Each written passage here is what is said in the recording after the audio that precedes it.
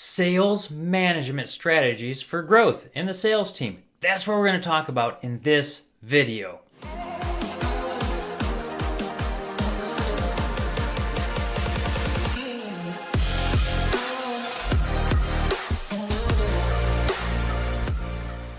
So a lot of sales managers, sales leaders will come to me and ask me, like, what can I do to help my team grow the sales, make more money? How can we do that?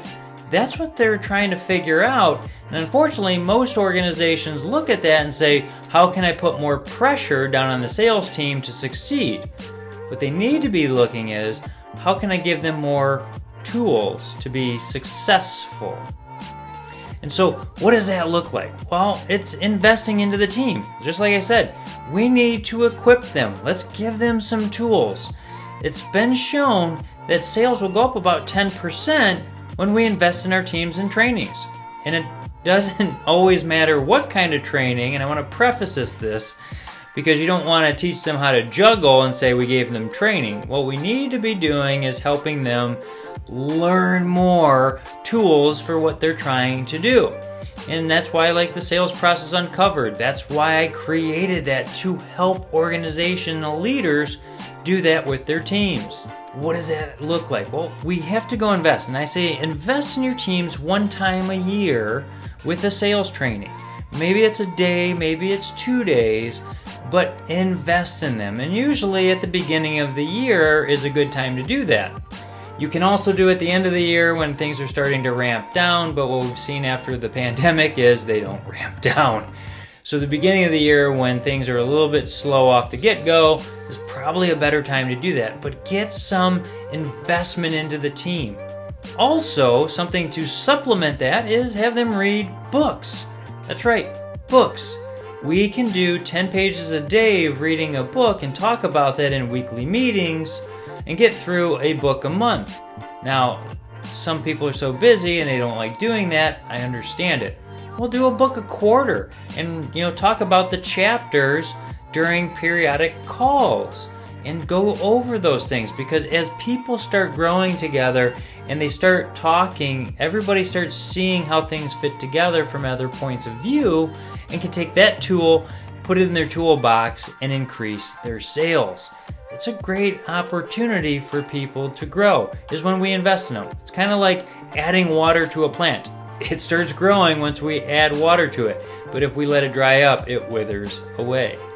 The next thing for sales managers we need to do is have them take temperatures. Far too often, sales managers just run their weekly meetings, do the once a year or twice a year check-ins to see what's going on as far as the goals go, but not taking the temperature of the team.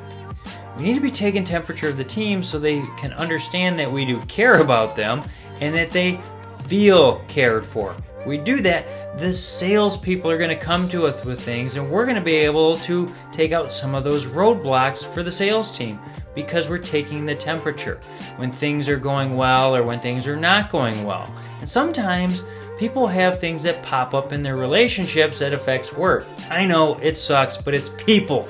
So we need to be taking the temperature regularly with our teams, checking in with them. Maybe it's every 2 weeks we check in with them, but at a minimum, once a month, we need to be doing these check-ins with the team members to see how they're doing. So we can help them, because when they feel valued, they put in more performance. They go the extra mile. Now the third thing is be consistent. That's right. Consistency wins overall. A lot of sales teams will have like spikes and then down years.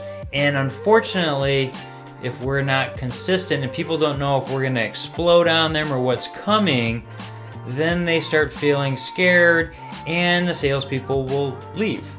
And then we have to train new people, which slows us down. So being consistent how we show up with our teams and those members is going to help us, because when we're consistent, people know where we stand and how we're going to approach them. If you have somebody who goes berserk and flies off the handle at any kind of moment, you're going to be kind of tiptoeing around it, like walking on eggshells, that you're scared to have tough conversations with. And you're worried about your job, which will make them want to leave. Consistent is what we need to be if we want to succeed with other people that we lead. All right? Now, if you have any more questions about the sales process or sales related stuff, I've got videos on that, or you can reach out. Contact information is below. If this video has been helpful, hit like, share, subscribe, send it to somebody you think it might benefit. That's why I do these videos, to help you. We'll see you next time.